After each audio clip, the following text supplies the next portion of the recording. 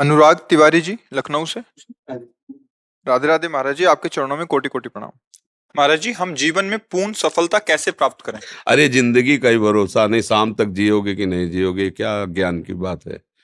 Life में बहुत ऊंचे कहाँ जाओगे, पटक दिए जाओगे ऊंचे से। जहां भी ऊंचे चढ़ोगे पटक दिए जाओगे। माया का काम ऊंचे से नीचे पटकना। छोटे बन जाओ, कभी नहीं पटके जाओगे। भजन से क्या होता है जानते हो?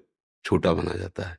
तृणादपि सुनीचेन। आप कोई पटक के दिखावे, मान लो आप सीधे चित्त पड़े हो, अब सब कौन चित्त करेगा? पहले चित्त हो राधा राधा राधा, आराम से सो जाओ। अब तो तुम्हारी इच्छा है कि हम ऊंची पर चढ़े, तो फिर बहुत अच्छी पकड़ होनी चाहिए, नहीं फिसल गए तो गिरोगे, हड्डी हड्डी टूट जाएगी। ये ऊंचाई की चाह ही मतलब उसको नष्ट कर देती है। और दैन्य होकर भगवान का भजन करते रहो, वो जहां पहुंचा देंगे वहां से गिरने का चांस नहीं होगा। समझ रहे हो ना? हाँ, यही तो माया का खेल है। वो सबसे बड़ा बनना चाहता है, हर क्षेत्र में बड़ा बनना चाहता है। ये दोष भी नहीं, क्योंकि बहुत बड़े का बच्चा है ना, बड़े का भगवान का बच्चा है ना, तो भगवान सबसे बड़े है ना, वो सबसे बड़ा बनना चाहता है। पर इस मार्ग में बड़ा बना जाता है सबसे छोटे बन के। जो जितना छोटा बन गया उतना ही बड़ा बन गया। मतलब सच्ची बात समझो, आप अपने को छोटा समझकर अपने को सबसे, तो आप देखोगे सबके पूज्य बन जाओगे। और जब सबसे बड़ा कर तो क्या है, इसमें गलती क्या होती? हमारा अहंकार पुष्ट होता है। वो अहंकार का काम है नाश करना, पतन करना। ये बड़ा कष्टदायक अहंकार है।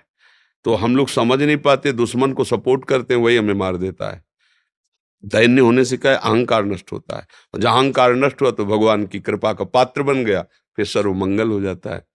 बात ऐसी है बच्चा। भगवान से ये प्रार्थना करो कि आप जैसा भी बनाओ, जो भी बनाओ, आप अपना बना लो। सबसे बड़ा पद है भगवान का दासत्व। हम किसके हैं? भगवान के हैं। तो माया किनके? भगवान के। तो जो अंग रक्षक खड़े होते हैं वो सब चेक वाले खड़े होते हैं। सरकारी तो है ना, और सरकारी बिल्ला लगा हो, वो सलूट मारेगा। चेकिंग की जरूरत नहीं है। उसके साथ जो उसके भी चेकिंग की जरूरत नहीं, वो एक, बस इतना कहने की जरूरत है। ये बात है। हाँ, पर उसका जहां जिससे मिलने जा रहा है, अंग रक्षक को पता है कि हाँ बहुत मिलता जुलता बैठता है, तब कहने मात्र से नहीं होगा। ऐसे ही जब आप भगवान से मिलते जुलते हो तो माया फिर चेकिंग बंद कर देगी। आप फिर आप जिनको चाहो ले जा सकते हो। संत जनों के पास जो जुड़ते हैं ना, संत जन डिब्बा हैं, अगर कनेक्शन हटा दो तो डिब्बा चलेगा क्या? इंजन है आचार्य भगवान। पर इंजन में इतने लोग नहीं पार होते जितने डिब्बा में पार हो जाते हैं। इंजन में दो चार लोग बैठते होंगे और डिब्बा में सैकड़ों बैठते हैं, और पावर डिब्बा में बिल्कुल कुछ नहीं है। अगर कनेक्शन इंजन से कर तो वही खड़ा रहेगा, नहीं खड़ा रहे। लेकिन इंजन से ज्यादा लोगों को वो यात्रा तय कराता है डिब्बा। और डिब्बा का प्रधान कार्य क्या होता है? इंजन से कनेक्शन बनाए रखना। इंजन है भगवान और हम सब है डिब्बा, है ना। और जब उनसे कनेक्शन है तो पार हो गए। अगर उनसे कनेक्शन नहीं तो वहीं खड़े रहोगे, जहां से कनेक्शन हटा वहीं खड़े हो। तो अब हम लोग लौकिक उन्नति की तरफ दृष्टि रखते हैं। तो लौकिक उन्नति का परिणाम अंतिम बताओ। अंतिम परिणाम लौकिक उन्नति। सिकंदर जैसा बादशाह जब जा रहा था तो उसने यही कहा था, जब शरीर पूरा हो तो मेरे हाथ ऐसे खोल लेना। कि इतना पराक्रमी, इतना सब कुछ समेटने वाला, आज खाली हाथ जा रहा है, कुछ नहीं है उसके पास। मतलब बादशाह था, सिकंदर नाम से लोग थर्राते थे। वो ऐसे चला, इससे ज्यादा उन्नति तो रावण जब चलता था ना तो धरती कांपती थी। चलत दसानल डोलत अवली। और उसकी खोपड़ियों में जैसे फुटबॉल में लात मारा जाता ना, बंदर ऐसे लात मारते थे। तब मंदोदरी जी ने कहा, राम विमुख अस हाल तुम्हारा, रहा न कोकुल रोवन। तेरी छाती पे बैठ के आंसू गिराने वाला नहीं रह गया कोई। क्यों ऐसा हाल तेरा? इसलिए हुआ कि तू भगवान से विमुख था। तो भगवान से विमुख होने पर तो कोई भी उन्नति, उसका परिणाम क्या है? अगर हम भगवान के हैं तो हमारी बहुत बड़ी उन्नति क्या है? ये जीवन जैसे बने वैसे कटेगा, लेकिन अंत में हम भगवान के पास जाएंगे, अपने प्रभु से मिलेंगे, हमारा जन्म मरण छूट जाएगा, सदा सदा के लिए परमानंद में। और इसी जन्म में उसका लाभ देखने को मिलता है। एक बेपरवाही आती है, एक मस्ती आती है, एक भरोसा होता है। बहुत बड़े भगवान हमारे साथ है ना, उनका हम नाम जप करते हैं, उनके भरोसे पे हैं। और आज तक भगवान ने कभी किसी का भरोसा नहीं तोड़ा। आश्चर्य में उसके जीवन में घटनाएं घटने लगती जो भगवान का भरोसा कर लेता है। एक बार भाई जी महाराज गीता वाटिका में थे, तो तत्काल एक तार आया। गांधी जी के परिकर के उनके भतीजे आज सब वो गोरखपुर से निकल रहे थे, वो भूखे थे। तो उन्होंने भाई जी को तार से सूचना दी कि कुछ ही समय में हम स्टेशन पर पहुंचने वाले हैं, यदि हमारी भोजन व्यवस्था हो जाए तो हम मतलब अच्छा हो। भाई जी के पास तार पर भाई जी ने कहा कि 2500 लोगों का भोजन तत्काल, और भाई जी बड़े अकिंचन भाव से रहते थे, कैसे हो सकता, मतलब कैसे हो सकता है, तुरंत कोई ऐसा तो नहीं जादू करे। तो उन्होंने कहा जिनके भरोसे उन्होंने तार भेजा वही व्यवस्था करेंगे। चर्चा हो रही थी कि एक खड़खड़ा में सब बड़े बड़े पात्रों में खीर पुआ और सब लदा हुआ आया।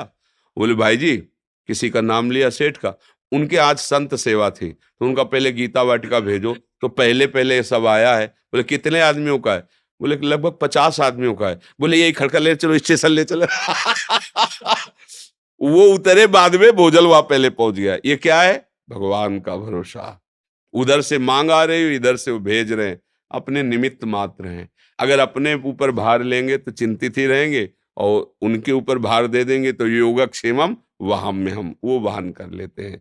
इसलिए मुझे लगता है कि उन्नति इसी में है कि हम भगवान के चरणों का आश्रय लेकर उनके भरोसे से होकर जो भी कार्य करें, पढ़ाई लिखाई नौकरी व्यापार, उसमें अगर हम सफल होते हैं तो श्री जी की जय हो, और उसमें हम फेल हो जाते हैं तो श्री जी की जो कोई मंगल विधान होगा प्रभु का, ऐसी भावना से भक्त चलता है, वो विजय को ही प्राप्त होता है, परिणाम उसका विजय ही होती है।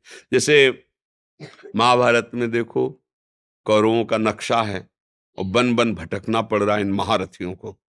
12 वर्ष का वनवास, 1 वर्ष का अज्ञातवास, क्या क्या कष्ट सह रहे हैं। तो धर्म में चलने वाले को थोड़ा कष्ट तो, लेकिन सिंहासन आरूढ़ कौन हुआ अंत में? महाराज युधिष्ठिर, धर्मराज युधिष्ठिर हुए, और कौरवों का वंश विनाश हो गया। तो अगर हम धर्म से चले तो वास्तविक उन्नति मिलेगी। थोड़ा कष्ट तो हो सकता है, वो भी हमारे पाप हैं, उनका नाश हो रहा है इसलिए। ऐसा नहीं कि भगवान दे रहे हैं, नहीं नहीं नहीं, वो हमारे पूर्व के किए हुए पाप है, उनका क्षय हो जाएगा। तो हमारे जो वर्तमान के पुण्य हैं, सुकृत हैं, वो हमें मंगलमय कर देंगे। तो इसलिए बच्चा, उन्नति तो भगवान के चरणों में समर्पित होने पर है। हमारी दृष्टि में लौकिक उन्नति कोई उन्नति नहीं है। यदि भगवान से सत्यता में हमारा जुड़ाव हो गया है, तो कोई जाने न जाने, विश्वात्मा भगवान तो जान रहे हैं ना। अगर भगवान से संबंध नहीं, संसार सब जान रहा है, तो इसकी ऐसी दशा है, ये 1 मिनट सिंहासन में रख के आपको पूजेगा, दूसरे मिनट नाली में फेंक देगा। संसार का स्वरूप है? उसकी तो दृष्टि है नहीं, वो जैसा सुनता है, जैसा देखता है, वैसे ही करता है। तो वास्तविक है कि हम भगवान की शरण में वो उन्नति जब देंगे, वो स्थायी होगी। तो हमें लगता है भगवान का भजन ही सबसे बड़ी उन्नति है।